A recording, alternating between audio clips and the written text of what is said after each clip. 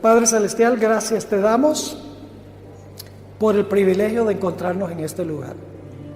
Gracias porque podemos orar, podemos cantar alabanzas a tu nombre, podemos disfrutar de la amistad cristiana, podemos prepararnos un poco mejor para los eventos que pronto estallarán sobre este mundo.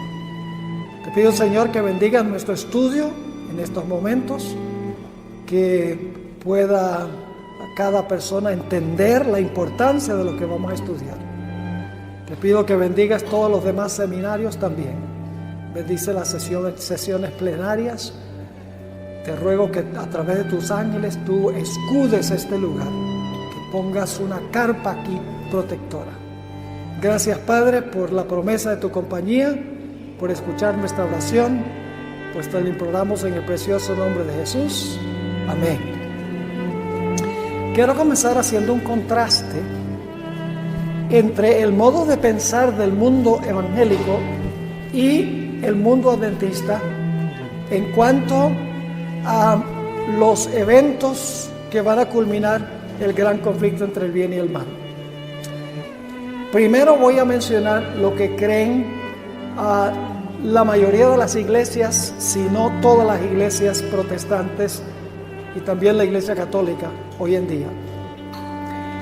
Para las iglesias cristianas, ellos creen que el juicio sucede en la segunda venida de Jesús. Como dice el credo, vendrá a juzgar a los vivos y a los muertos. Es decir, el mundo cristiano cree que el juicio es cuando Cristo venga. Hasta ese momento la gente puede decidir aceptar a Jesús o no. En segundo lugar, particularmente los pentecostales, los carismáticos, los evangélicos, creen que ellos no van a pasar por el tiempo de angustia. Creen en lo que se conoce como el rapto. Creen que 7 años antes de la venida gloriosa de Jesús, el Señor Jesucristo va a venir invisiblemente y se va a llevar al cielo por 7 años a todas las personas que en realidad recibieron a Cristo como Salvador. Y que después que vayan al cielo, entonces va a venir la gran tribulación en este mundo, mayormente para los judíos, pero también para los cristianos que no recibieron en verdad a Cristo como su Salvador, y a la gente secular. Es decir, la gente que no se fue en el rapto va a tener una segunda oportunidad de entregarse a Jesús durante el tiempo de angustia, en circunstancias más difíciles, pero tendrán la oportunidad de hacerlo. La iglesia adventista difiere radicalmente de estos conceptos protestantes. La iglesia adventista enseña que el juicio ocurre antes de cerrarse la puerta de la gracia, no en el momento de la segunda venida de Jesús. La iglesia adventista también enseña que cuando se termine de predicar los mensajes de los 3 ángeles, se va a cerrar la puerta de la gracia y los fieles hijos de Dios van a pasar por la tribulación, van a pasar por el tiempo de angustia, pero van a ser protegidos por la providencia de Dios. Finalmente, cuando Jesús venga, van a ser libertados, es decir, van a ser transformados y entonces van a ir al cielo con Jesús por 1000 años. Así que el concepto adventista del juicio es radicalmente diferente que el concepto que tiene el mundo cristiano. El mundo cristiano dice el juicio es solo un evento que ocurre en la segunda venida. Ahí Cristo salva a los salvos y condena a los perdidos. Y ya, se acabó. La iglesia adventista cree que el juicio comenzó en 1844 y el juicio transpira antes de cerrarse la puerta de la gracia y lógicamente antes de la segunda venida de Jesús. Y que el pueblo de Dios va a pasar por la gran tribulación o va a pasar por el tiempo de angustia. Ahora, hay varios ejemplos bíblicos que ilustran esto, este concepto adventista. Yo no sé cómo el mundo cristiano no entiende esto, porque en estos seminarios yo voy a dar 10 ejemplos bíblicos del proceso del juicio que presenta la Biblia. 10 que indican la forma en que transpira el juicio. Ahora, vamos a notar en nuestro estudio, y solamente aquí cubriremos algunas de las historias, porque en realidad después viene otro grupo y tenemos que mirar otras historias, pero vamos a mirar el proceso que se sigue en este juicio antes de la segunda venida, el cierre de gracia, el tiempo de angustia y la liberación final en la segunda venida. 6 comunes denominadores. Vamos a ver. Número 1, siempre hay un remanente fiel. Vamos a poner esto en la pantalla, aquí en la pizarra. Siempre hay un remanente. En segundo lugar, el remanente tiene enemigos. Un enemigo o enemigos. En tercer lugar, hay un tiempo de angustia. Número 4, la fe de los fieles es probada. Severamente probada la fe de los fieles de Dios en el tiempo de angustia. Número 5, Dios se demora en librar a su pueblo que está pasando por el tiempo de angustia. Es decir, Dios no los libra inmediatamente, permite que pasen por el tiempo de angustia y se demora en librarlos. Y luego, en sexto lugar, después de la demora, viene la liberación del pueblo de Dios. Esos son los comunes denominadores. Y en cada una de las sesiones vamos a cubrir algunas de estas historias, porque no tenemos tiempo de cubrirlas todas en cada sesión. Ahora, el primer ejemplo que quiero presentar se encuentra muy temprano en la Biblia. Se encuentra en el libro de Génesis. Nos da el proceso. Génesis nos da el proceso. Ahora, ustedes saben que en Génesis, el capítulo 6, dice que Dios llamó a Noé para que predicara un mensaje al mundo antediluviano. Un mensaje que debía durar por 120 años, debía proclamar ese mensaje. El mensaje de Noé fue acompañado por el poder del Espíritu Santo. Porque en Génesis 6:3 dice: no contenderá mi espíritu con el hombre para siempre, va a contender con el hombre 120 años. Es decir, después de los 120 años el Espíritu Santo no iba a ¿qué? No iba a contender más por los seres humanos. Es decir, el mensaje de Noé iba acompañado del poder del Espíritu Santo. Fue un mensaje de juicio. Yo pregunto, cuando Noé predicó, ¿se dividió el mundo en 2 grupos como resultado de su predicación?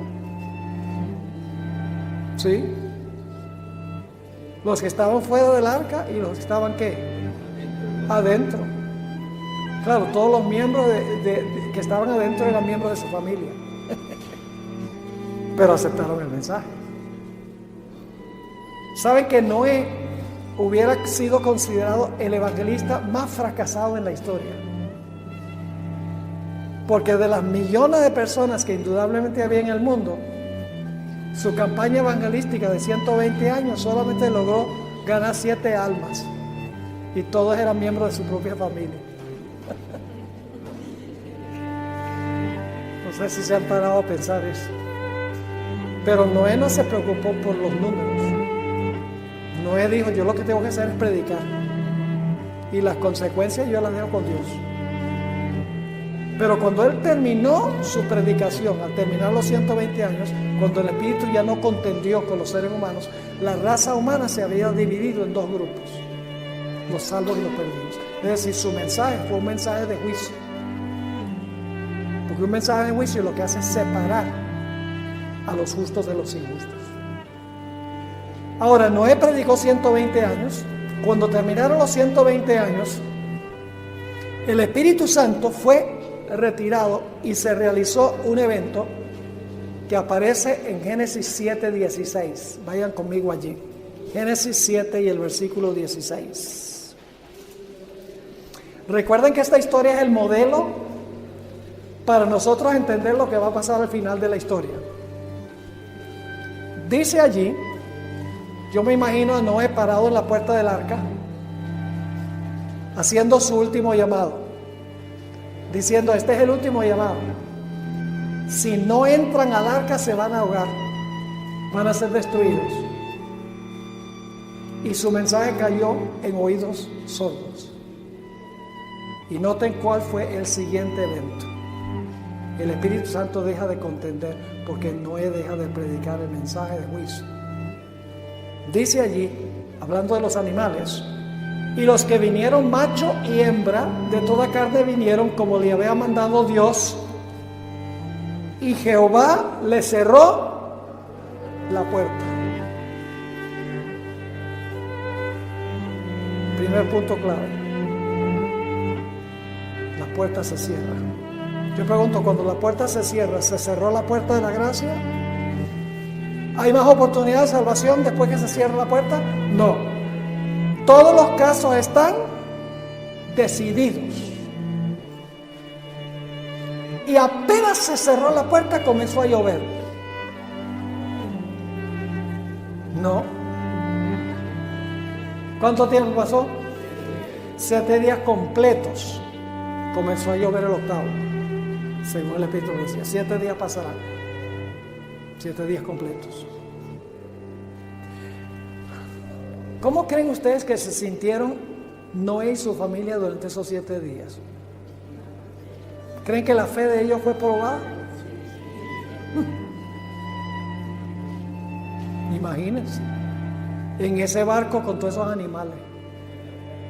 Algunos dicen: bueno, ¿y cómo podían llevar suficiente comida para todos esos animales en ese barco? Yo tengo mi propia opinión, y es que Dios puso a hibernar a los animales.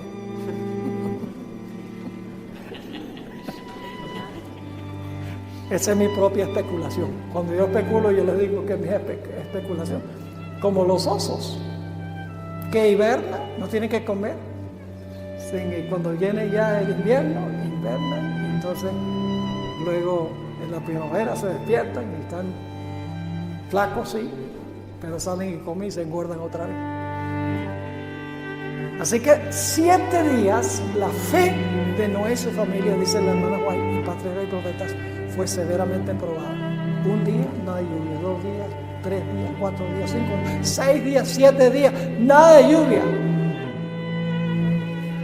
Noé y su familia empieza a pensar: Noé dice, ¿será que me equivoqué? Pero no sé de su fe. ¿Cómo creen ustedes que se portaron los que estaban afuera por cada día que pasó? La sierva de Dios dice que cada día se volvieron más violentos y más altaneros y más irrespetuosos. Si hubieran podido tumbar la puerta del arca, hubiera acabado con Noé y la familia. Es decir, el periodo de 7 días fue un tiempo en que la fe de Noé y su familia fue probada, y un tiempo de victoria para los que estaban afuera. Pero luego, después de los 7 días, muy temprano, el 8º día, se empiezan a ver objetos voladores no identificados. Nubes. Nunca había llovido antes del diluvio. La tierra era regada, dice en Génesis 2, por un vapor que subía a la tierra. Dios colocó un sistema de riego automático. Cierta hora del día, subía el vapor y regaba la tierra. El agua no caía de arriba. Es más, en la creación Dios colocó agua arriba, encerrada por las ventanas del cielo, y puso agua en las fuentes del gran abismo. En el diluvio Dios no tuvo que inventar agua. Dios sencillamente trajo el agua que había puesto abajo y bajó el agua que había colocado arriba, y volvió a llenar el planeta como fue antes de la semana de la creación. Así que el 8º día se ven nubes y de repente fulguran los relámpagos y rugen los truenos y empieza a caer agua, y la gente se da cuenta que está perdida. Yo pregunto, ¿durante los 7 días sabían que estaban perdidos? No. Ahora quiero leer de Mateo 24. Jesús tomó esta historia en Mateo 24 y dijo que como sucedió allá, va a suceder de nuevo. Es decir, esta historia es lo que llamamos una historia tipológica. Es una historia simbólica. Lo que ocurrió volverá a ocurrir al final de la historia. Vamos a Mateo 24, versículo 37 al 39. Mateo 24, 37 al 39. Dice Jesús: mas como los días de Noé, así será la venida del Hijo del Hombre. ¿Qué dos eventos se están comparando? Lo que pasó en los días de Noé con lo que va a ocurrir en la segunda venida. Versículo 38. Porque como en los días antes del diluvio estaban comiendo y bebiendo, casándose y dando en casamiento, es decir, estaban llevando adelante su vida rutinaria. Y ahora viene una palabra muy importante. Hasta. Es una palabra temporal, de tiempo. Hasta que Noé entró en el arca. ¿Cuál es el primer punto de tiempo? Cuando Noé y su familia entraron al arca. Y luego el versículo 39 dice: y no conocieron. ¿Quiénes no conocieron? Los que estaban afuera del arca. No conocieron, se podría decir también no supieron. Hasta, ahí está el segundo hasta que vino el diluvio y se los llevó a todos. El primer hasta marca qué punto de tiempo. Cuando Noé y su familia entraron. El segundo hasta marca cuando qué. Cuando comenzó a llover. ¿Y qué hubo entre los dos puntos? 7 días. Angustia para Noé y su familia, victoria para los impíos. ¿Qué es lo que no entendieron los que estaban fuera del arca hasta que vino el diluvio? ¿Qué no entendieron entre cuando se cerró la puerta y cuando vino el diluvio? No sabían que estaban ¿qué? Perdidos. ¿Me están entendiendo? Ahora ahí tenemos la ilustración, el modelo para todos los otros ejemplos de la Biblia. La puerta se cierra, tiempo de angustia, victoria para los impíos, y luego la destrucción de los impíos y la liberación del pueblo de Dios. Ahí está. Ahora, déjenme darles una ilustración para que puedan entender mejor. Jesús dijo que iba a venir como ladrón en la noche. Es una buena ilustración. Ladrón a medianoche. Ustedes aquí tienen algunas noches frías, ¿sí o no? Anoche hizo frío. Bueno, y no me dijeron que no durmieron bien, pues. Yo pensaba que era por el frío. Pero a veces hace frío. Más frío en la Nueva Guatemala que en la Vieja. Y quiero que se imaginen que han estado trabajando todo el día, llegan a la casa, se comen una buena sopa y después de comer se sientan a ver las noticias, como que se medio duermen. Me voy a acostar. Se va y se acuesta, se pone las cobijas encima. Ay, qué sabor, está calientico debajo de la cobija. Y entonces cuando está calientico debajo de la cobija, ay, se me olvidó trancar la puerta. Me da una flojera salirme de debajo de estas cobijas con este frío. Yo llevo viviendo en esta casa 25 años y nunca ha venido el ladrón. Y se queda debajo de las cobijas, no vela, se duerme. A medianoche llega el ladrón y encuentra la puerta destrancada. Entra, se roba el celular, el televisor, gloria a Dios. el dinero que consigue por ahí, todo lo de valor, se lo roba y se va. ¿Sabe alguien en la casa que el ladrón vino? No. ¿Cuándo se dan cuenta que vino el ladrón? Cuando se despierta por la mañana, pero ya es demasiado tarde. Así será la venida del Hijo del Hombre. La venida como ladrón es el cierre de la puerta de la gracia. Y la mayoría del mundo va a estar, ¿qué? Durmiendo. No va a estar velando por la venida de Jesús.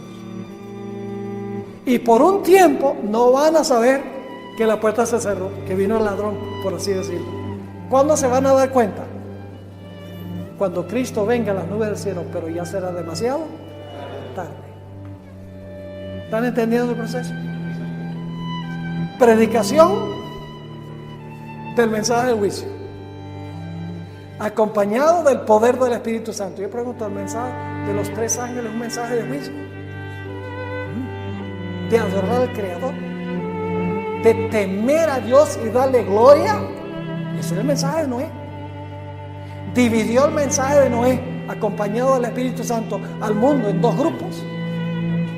Los mensajes de los 3 ángeles van a dividir el mundo en 2 grupos: los que tienen el sello de Dios y la marca de la bestia.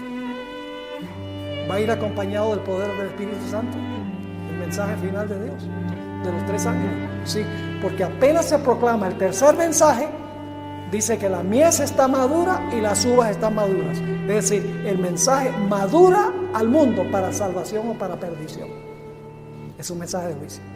Como Noé predicó y se dividió el mundo en 2 grupos, al final de la historia, los mensajes de los 3 ángeles se proclaman y el mundo se divide en 2 grupos: la mies y las uvas.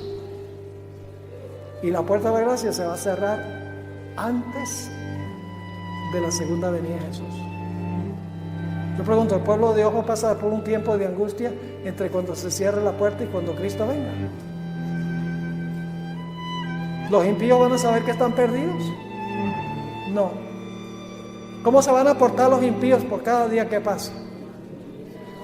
Más altaneros contra el pueblo de Dios, más violentos contra el pueblo. Se va a repetir la historia. Por eso Dios nos dio esta historia en Génesis. Por eso es que se demoró 7 días. ¿Por qué se iba a demorar Dios 7 días? Porque quería que esta historia sirviera como ejemplo de lo que va a pasar al final de la historia. Es una profecía. Todas las historias de Génesis son profecías.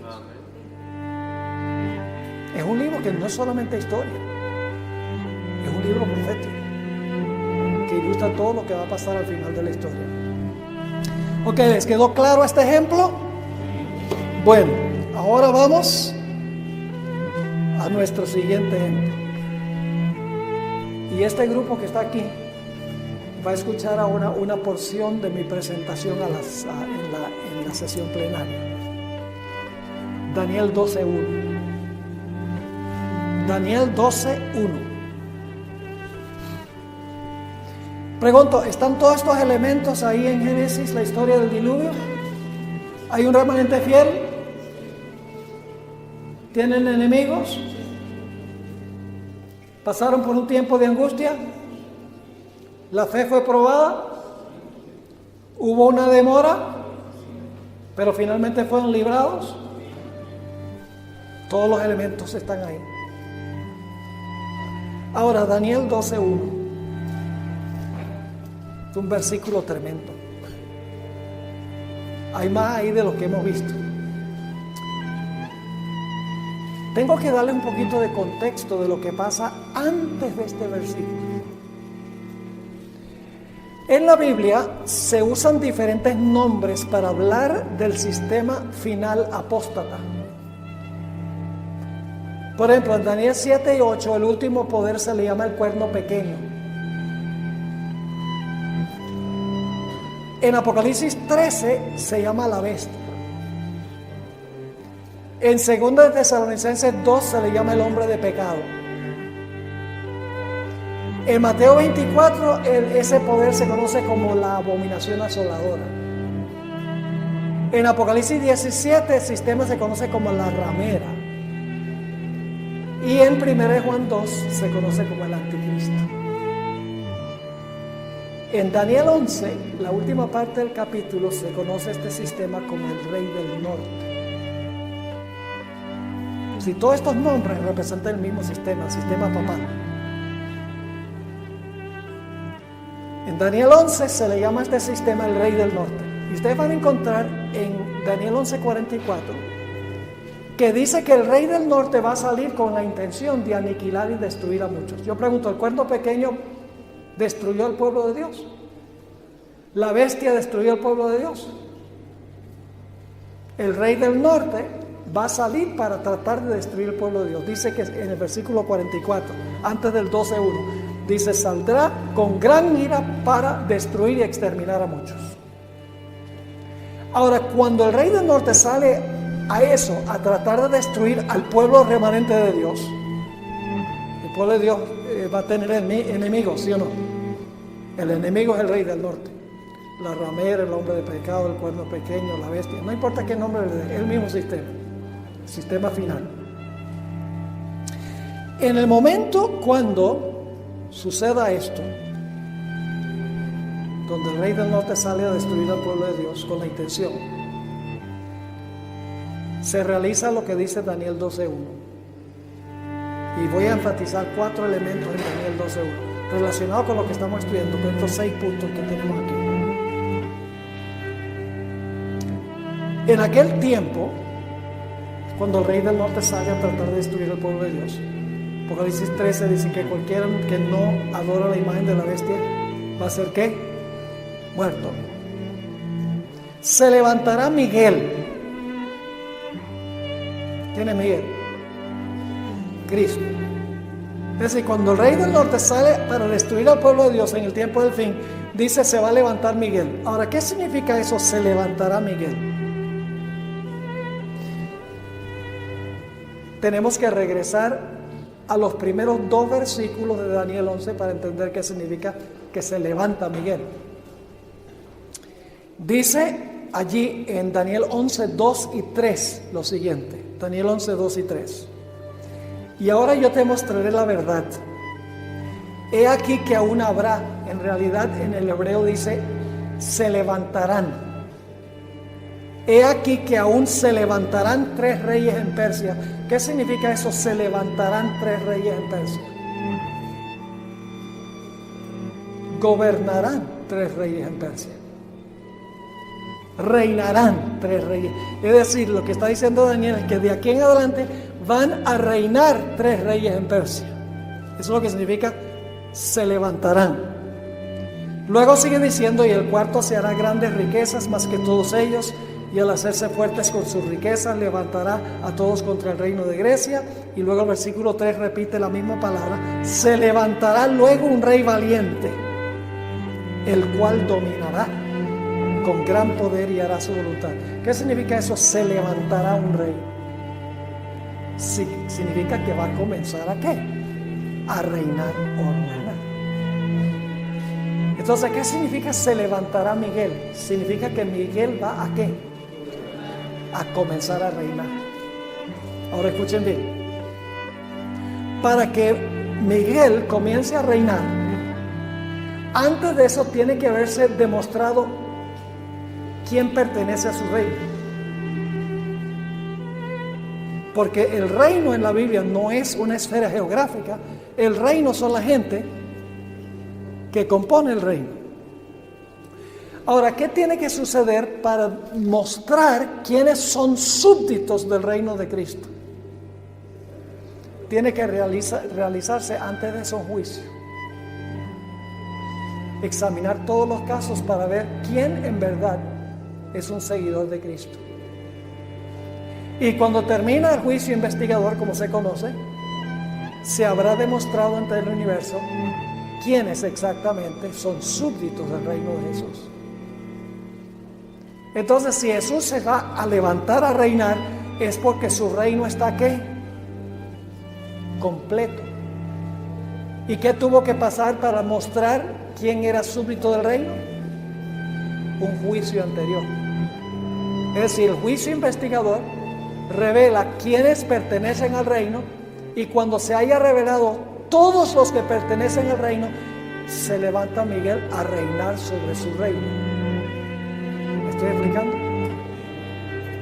Entonces, lo que está diciendo Daniel 12:1 es que cuando se levanta Miguel para comenzar a reinar, su reino está completo. Es decir, que ya la puerta de la gracia se cierra en ese momento porque todos los súbditos de su reino están completos. Es decir, levantarse Miguel es el cierre ¿de qué? El cierre de la puerta de la gracia. Porque ya se ha demostrado en el juicio cada persona que pertenece a su reino. Y entonces Jesús, cuando ya su reino está completo, puede comenzar a reinar. Ahora, quiero leerles lo que dice la hermana White sobre esto. Ella entendió esto. En Primeros Escritos, página 280, ella explica: todos los casos habían sido fallados para vida o para muerte. Mientras Jesús oficiaba en el santuario, había proseguido el juicio de los justos muertos y luego el de los justos vivientes. Mientras Jesús era intercesor, el juicio de los muertos y los vivos continuaba. Luego dice: Cristo, habiendo hecho expiación por su pueblo y habiendo borrado sus pecados, había recibido su reino. Estaba completo el número de los súbditos de su reino. ¿Cuándo es que Cristo recibe su reino? ¿Cuando está completo qué? El número de los súbditos de su reino. Cuando se ha mostrado quiénes pertenecen a su reino está completo y Jesús puede comenzar a reinar sobre su reino. Ahora, note lo que sigue. Volviendo a Daniel 12:1. Dice: en aquel tiempo, cuando este poder final salga a destruir al pueblo de Dios, se levantará Miguel, es decir, se va a cerrar la puerta de la gracia, porque su reino está completo. El gran príncipe que está de parte de los hijos de tu pueblo. ¿A qué se levanta Miguel? ¿Para qué? Para defender a su pueblo. ¿Y por qué tiene que defender a su pueblo? Dice: será tiempo de ¿qué? De angustia, cual nunca fue desde que hubo gente hasta entonces. Se cierra la puerta de la gracia y comienza ¿qué? El tiempo de angustia. ¿Para quiénes? Para los que pertenecen al reino de Cristo. Los seguidores de Jesús van a pasar por el tiempo de angustia. Sí, porque se levanta Miguel para defenderlos, porque van a pasar por el tiempo de angustia. Ahora sigue diciendo: en aquel tiempo se levantará Miguel, el gran príncipe que está de parte de los hijos de tu pueblo. Será tiempo de angustia, cual nunca fue desde que hubo gente hasta entonces.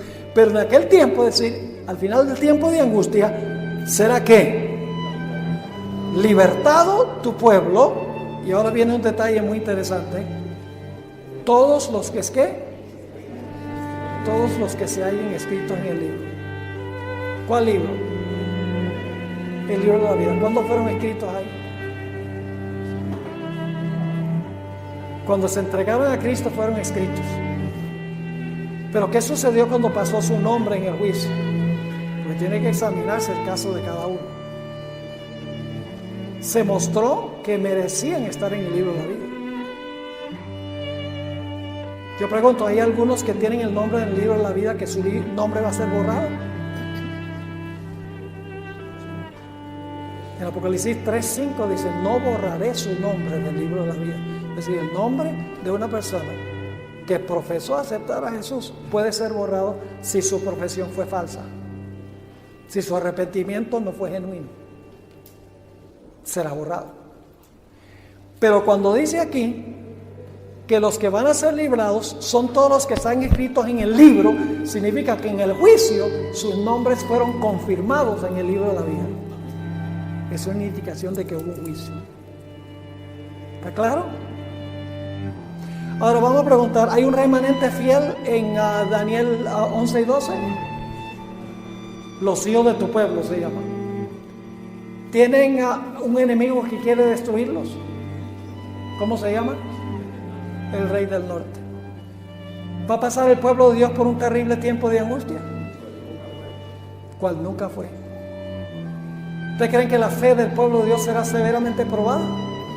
Lean el capítulo, el tiempo de angustia en el conflicto de los hijos. ¿Demorará Jesús en librar a su pueblo? ¿Los libra antes de que venga la angustia? ¿O tienen que pasar por todo el tiempo de angustia para luego ser librados? Entonces, ¿se va a demorar en librarlos? Pero finalmente serán librados. Serán libertados, dice ahí. ¿Está claro? ¿Ven el proceso aquí? Lo que el mundo cristiano desconoce es que la puerta de la oportunidad se va a cerrar antes del tiempo de angustia. Y para aquellas personas que no se hayan preparado, no van a pasar victoriosamente por el tiempo de angustia. Puede ser un tiempo terrible. Ustedes lo pueden leer ahí en el conflicto de los siglos, el capítulo El tiempo de angustia. La sierva de Dios dice que necesitaremos una preparación que ahora no tenemos para pasar, pues todo lo vamos a perder. Como la historia de Job. Perdió todo lo que tenía. Inclusive parecía que Dios lo había desamparado. Desde el capítulo 3 hasta el 38, Job está clamando a Dios que ¿por qué me está pasando esto? ¿Por qué me has desamparado? Está clamando a Dios y Dios, la respuesta es un rotundo silencio. Una larga demora para Job. Fue terrible su tiempo de angustia. Perdió todo, menos la vida. Perdió sus hijos, todos. Perdió todas sus posesiones, todos sus siervos, el apoyo de su esposa, su salud, todos sus amigos, sus mejores amigos, los tres que vinieron a consolarlo, que se convirtieron en acusadores. Y parecía que había perdido el apoyo de Dios, porque clama a Dios y Dios no responde. Esa es la experiencia por la cual va a pasar el pueblo de Dios. Así que no nos aferremos mucho a lo que tenemos, porque lo vamos a perder todo. El apóstol Pablo dijo, todo lo he perdido por causa de Cristo, pero para mí es ganancia. Jesús lo dijo, ¿de qué vale que el hombre gane todo el mundo y pierda su alma? ¿De qué vale tener una buena vida aquí en este mundo y perder la vida eterna? No vale la pena. Ahora, ¿cuánto tiempo tenemos todavía? 15. Bueno, este entonces será el último punto que voy a cubrir aquí. Hay 8 ejemplos más, pero vamos a dejarlo ahí. Ya ustedes tienen la idea. Pueden conectarse a la página de GYC, pueden conectarse y escuchar todos los otros seminarios. Ahora vamos a dar un tiempo para preguntas, comentarios. Sí, hermana. Después que se cierre la gracia, cuando entramos al tiempo de angustia, hay mártires. Habrá mártires en un corto tiempo de angustia antes del cierre de la gracia. Se conoce como el pequeño tiempo de angustia. La evidencia de eso está en Apocalipsis 24.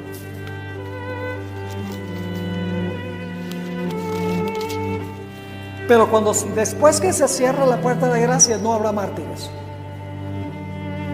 Porque de nada valdría la muerte de un mártir para convencer a otros. Y ahí mismo, esos que quedan, ese remanente que está vivo, ya para ese tiempo ya sellado, esos son los 140. Son los 144,000. Sí. Los que pasan vivos por el tiempo de angustia son los 144,000. Apocalipsis 24 dice, vi tronos y se sentaron sobre ellos y les fue dado juicio, es decir, les fue dado la facultad de juzgar, y vi las almas de los degollados por el testimonio de Jesús, por la palabra de Dios, que no habían adorado a la bestia ni a su imagen, que no recibieron la señal en sus frentes ni en sus manos, y vivieron y reinaron con Cristo 1000 años. Es decir, va a haber un grupo que no adoró a la bestia ni su imagen y no recibió la marca, que va a perecer desde que fueron degollados. Pero mueren antes de cerrarse la puerta de la gracia, durante un tiempo de angustia previo, pequeño tiempo de angustia, Cuando se está proclamando el fuerte clamor, llamando a la gente a salir de Babilonia, los ministros se airan y le dicen a sus miembros que hay que acabar con esta gente que está causando problemas. Durante ese tiempo habrá mártires, pero una vez que se levante Miguel, no habrá más mártires. Sufrimiento sí. Se repite la historia de Job. Dios le dijo a Satanás: mira, tú puedes hacer lo que te dé la gana con él, pero no me le quites la vida. Lo mismo va a suceder al final de la historia. Dios va a decir: ustedes pueden probar, le dice el diablo, ustedes pueden probar a mi pueblo hasta el máximo. ¿Y por qué es que Dios permite eso? ¿Saben por qué? Porque Satanás, y esto lo voy a tratar en los últimos seminarios, porque Satanás le dice a Dios: mire, tu pueblo te sirve por lo que tú eres bueno con ellos. Tú les pones una valla de protección, tú los prosperas y no permites que yo los toque. Te sirven por los panes y los peces. Pero si ellos no tuvieran eso, entonces se volcarían en contra tuya. Y Dios va a demostrar al final de la historia una generación completa que va a decir: aunque me matare, aún en él confiaré. Que habrán perdido todo, y no es solo un individuo como Job, sino toda una generación en todo el mundo que va a demostrar que sirven a Dios no por interés, sino que sirven a Dios por amor. Esa será una gran revelación al universo. Por eso Dios permite que pasen por esta experiencia. Y a veces la gente dice: ay, pero ¿por qué Dios permite eso? Pobrecitos los seguidores de Jesús. Y se ponen a sentimentalizar todo. Y una vez cuando yo estaba pastoreando en un estado en los Estados Unidos, cuando recién llegué, me puse a visitar a todos los miembros y había una hermana que no había venido a la iglesia en años. Y le pregunté, para hacer una larga historia corta, le dije: ¿por qué usted no ha venido a la iglesia? Ay, dice: porque yo un día vi una película de Juan Hus y cómo lo quemaron allí por ser fiel a Dios. Y dije: bueno, yo no puedo servir a un Dios que él servía a Dios y Dios permitió que lo quemaran. Y yo la miré y le dije: ¿y por qué usted se queja? Él no se quejó. Juan Hus murió contento, cantando, contento de ser un testimonio a favor de Dios. Tremendo. El pueblo de Dios al final va a vindicar el carácter de Dios ante el universo, va a demostrar que es posible servir a Dios sin ningún interés, solo por amor. Acá, y luego venimos para este lado.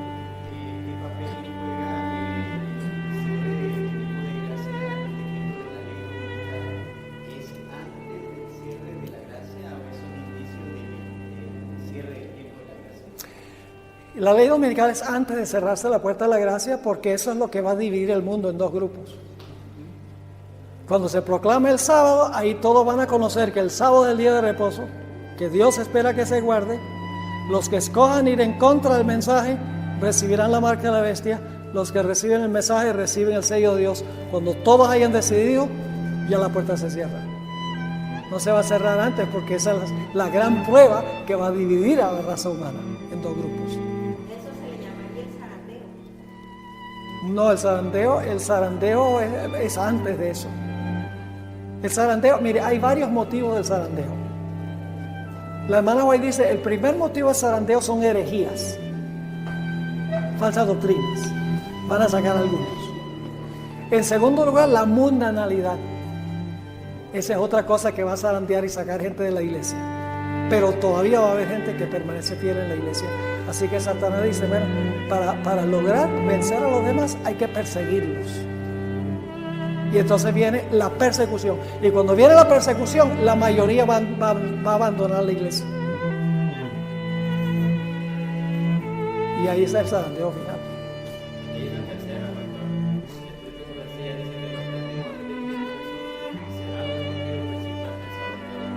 Y todo está involucrado, porque los testimonios condenan la mundanalidad. Los testimonios mantienen a la gente encauzada en la verdadera doctrina, y los testimonios dicen que debemos perseverar en medio de la persecución. Es decir, todo el Espíritu de sí está involucrado en todo el proceso del zarandeo. Tengo dos dudas. El tiempo de la gracia. Solo una duda por persona. El tiempo de la gracia, como pueblo, se manifiesta como pueblo, como individuo. Hay una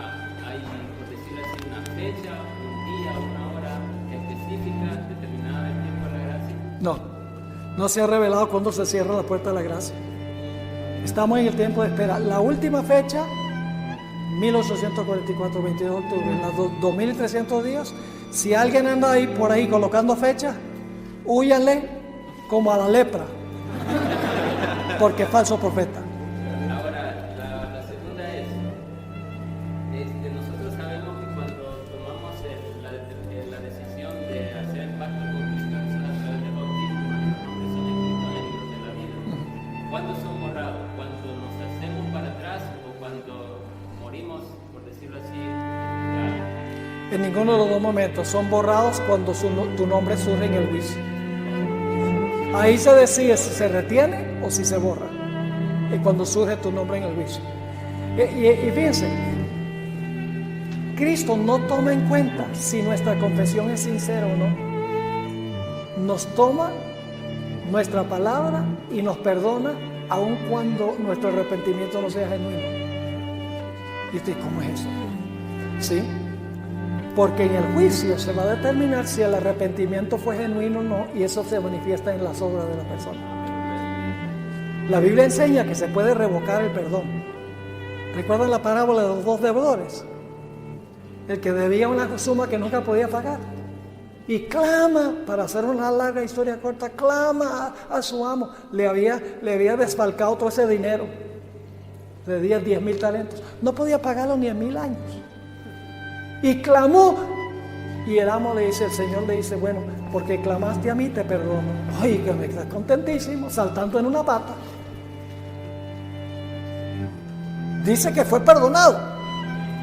Y sale y se encuentra a alguien que le debe 100 denarios. 100 días de trabajo, la cantidad le podía pagar en cuotas. Y lo encuentra y dice, págame lo que me debes.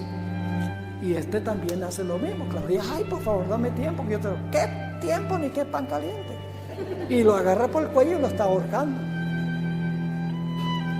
Y los siervos del Señor, que representan a los ángeles, que registran nuestras acciones, le llevaron el informe al rey, al Señor. ¿Sabes lo que hizo ese que tú perdonaste bien grande? Estaba ahorcando a uno que le tenía una deuda chiquita. Y dice el Señor, tráigame ese reo acá. Ese es el juicio. Comparece ante el tribunal del Señor. Y dice, ¿qué es esto que yo oigo de tus obras? No te perdoné yo una deuda inmensa que no se puede pagar. No deberías tú haber demostrado que aprecias lo que yo hice tratando bien a tu semejante. Y le revocó el perdón.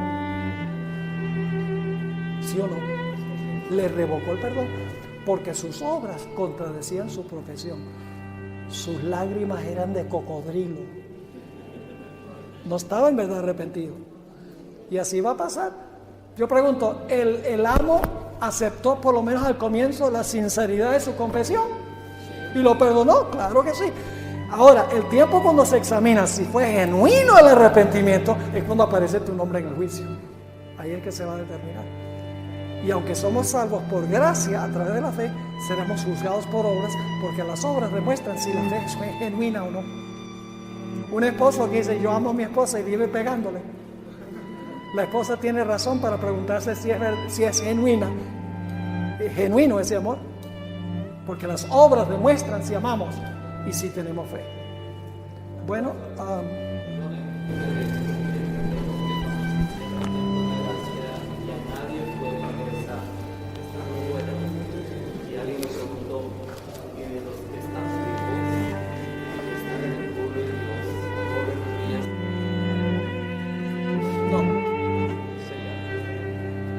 los casos todos están decididos. Una vez que se cierra la puerta, Dios sabe que una vez que se cierra la puerta, su pueblo está fijo para siempre.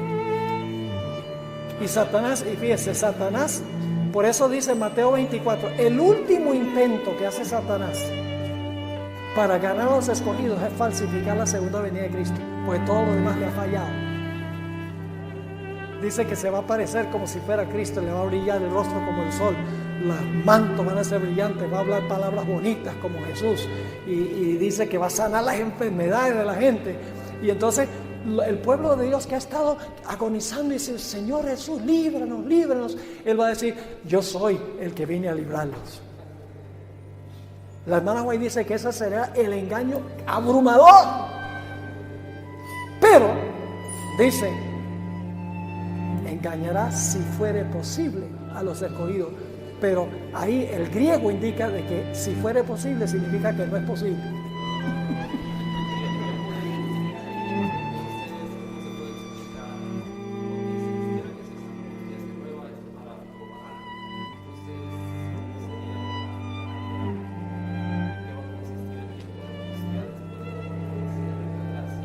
El tiempo de angustia, en primer lugar, el tiempo de angustia es para revelarle al universo que Dios tiene todo un pueblo que le sirve por amor y no por interés.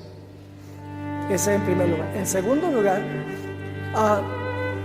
Satanás es una prueba para Satanás de que no importa lo que le tire al pueblo de Dios, el pueblo de Dios va a permanecer, que son leales en la vida y están dispuestos de morir para ser fieles a Dios.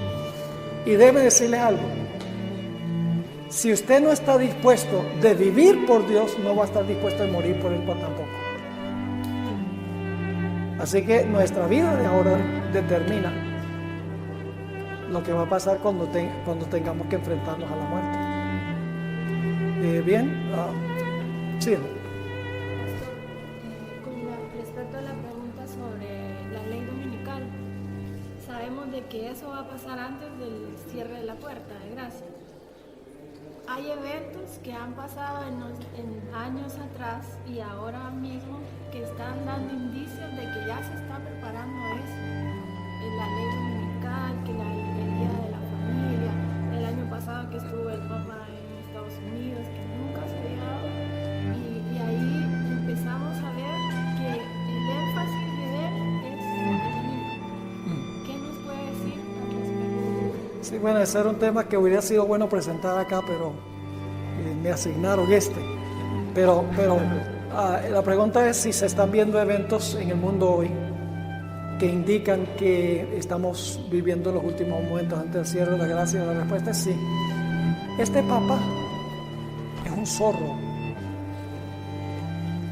Es un zorro, es un camaleón.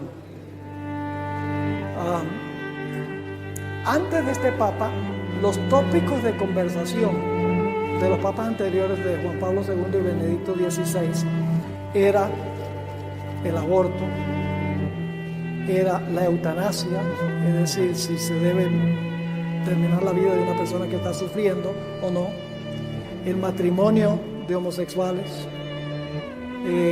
las mujeres en el sacerdocio. Esos eran los tópicos.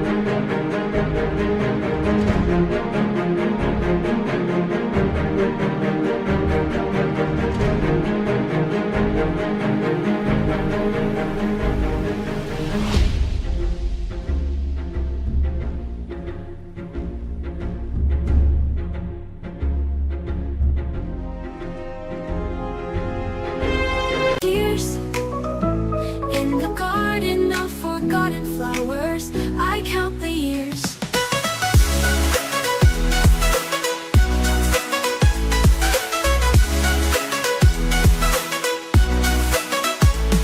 The daisies in the sunlight, now bent and worn, remind me of the mornings when love was born.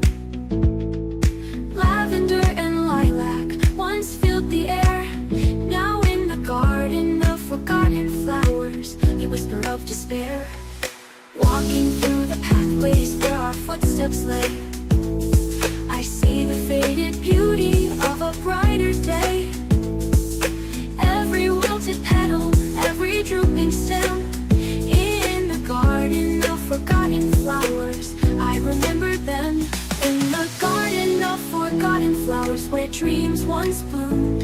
love's lost. Tópicos de conversación de Juan Pablo II y de Benedicto XVI. Este Papa no ha hablado nada de eso. Cuando le preguntaron en cuanto al matrimonio homosexual, dice: ¿quién soy yo para juzgar? Es una respuesta completamente contraria a lo que hubiera dicho Benedicto o Juan Pablo II. Ahora, ¿cuál es la estrategia de este Papa? Este Papa es jesuita. ¿Dónde radica el poder del papado? El poder del papado no radica en su poder eclesiástico, sino en su capacidad de adjuntarse a los gobiernos del mundo para que los gobiernos del mundo hagan lo que la iglesia quiere. Unir la iglesia con los poderes civiles del mundo. La herida mortal fue que los poderes civiles le quitaron su apoyo. Y cuando le quitan su apoyo, la iglesia romana no tiene poder. ¿Cuántos tanques tiene la iglesia, el papado? ¿Cuántos aviones de guerra tiene el papado? ¿Cuántos ejércitos tiene el papado? No tiene nada. Pero cuando se echa al bolsillo los reyes de la tierra, los tiene todo. Entonces, este papa sabe que lo que hay que suceder es que el papado tiene que echarse al bolsillo a los gobernantes políticos del mundo. Y por lo tanto, ¿cuáles son sus tópicos de conversación? La pobreza, el cambio climático, la integridad familiar, la inmigración. ¿Por qué está hablando el Papa de esos tópicos? Porque esos son los mismos tópicos que están hablando los poderes civiles. Él quiere tratar los mismos temas que los poderes civiles, porque él quiere entonces echarse al bolsillo los poderes civiles para que entonces ellos lo apoyen. Y ha vinculado todas estas causas, las ha vinculado con el domingo. Yo escribo un artículo largo para nuestro noticiero. Cada 2 meses publicamos un noticiero. Lamentablemente no tenemos quien los traduzca al español. Yo no tengo tiempo de traducirlo al español, pero tengo citas donde él dice: el planeta necesita descansar porque lo hemos abusado. A que no adivinan qué día dice que el planeta debe descansar: el domingo. Dice la familia: ay, no tiene tiempo de reunirse para el culto ni para ir a la iglesia porque los capitalistas tienen trabajando a la gente todo el tiempo. La familia necesita un día para recobrar sus raíces. A que no adivina qué día es: el domingo. Dice los pobres: ay, esos son tan abusados por sus señores capitalistas que los ponen a trabajar y a trabajar. Necesitan los trabajadores, los pobres necesitan un día de descanso. A que no adivina cuál día es: el domingo. Esa es la estrategia de él. Y va bien avanzada. Cuando él dio su discurso ante las Naciones Unidas en septiembre del año pasado, fue impresionante ver la reacción de los 193, de los representantes de 193 naciones del mundo. ¿Habló de qué? De la pobreza, del cambio climático, de la inmigración y de la integridad familiar. Esos fueron los tópicos. No tocó casi nada de los puntos tradicionales. Cuando terminó su discurso, por minutos, los representantes le dieron una ovación y aplausos poniéndose de pie. Eso demuestra que los poderes civiles del mundo, yo no sé si es que no estudian historia. Ellos creen que el papado ha cambiado. La hermana White dice que detrás de la apariencia variable del camaleón está el veneno invariable de la serpiente. Usted conoce la historia del escorpión y el sapo, ¿verdad? ¿Conoce la historia del escorpión y el sapo? ¿Quiénes no conocen esa historia? Pues tengo que contársela entonces. Terminamos con esto. ¿Tenemos que 2 minutos? 2 minutos. ¿Literales o proféticos? No, que mire, un escorpión quería cruzar un río y el escorpión no sabe nadar y el sapo sí. Así que le dice el escorpión al sapo: mira, déjame montarte en tu espalda y entonces tú me cruzas el río. Y el sapo dice: yo no soy tonto, tú me picas y me muero. El escorpión dice: no, ¿cómo te voy a picar?